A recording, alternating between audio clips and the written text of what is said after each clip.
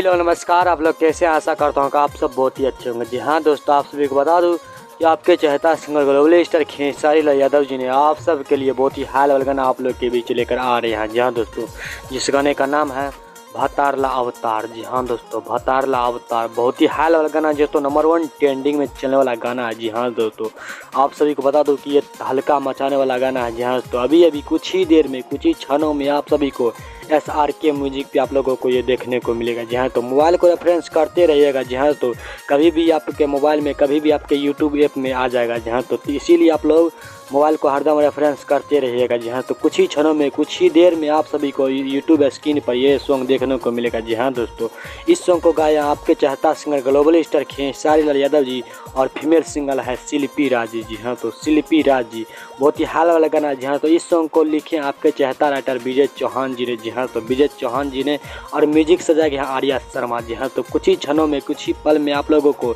ये सॉन्ग देखने को मिलेगा। जी हाँ, तो बहुत ही हाल वाला का, बहुत ही नंबर 1 ट्रेंडिंग में चलने वाला गाना है। जी हाँ, तो अगर आप हमारे चैनल पर नए हैं तो प्लीज़ चैनल को सब्सक्राइब करें ताकि जब भी मैं न्यू अपडेट लेकर आऊँ तो सबसे पहले आप तक पहुँच।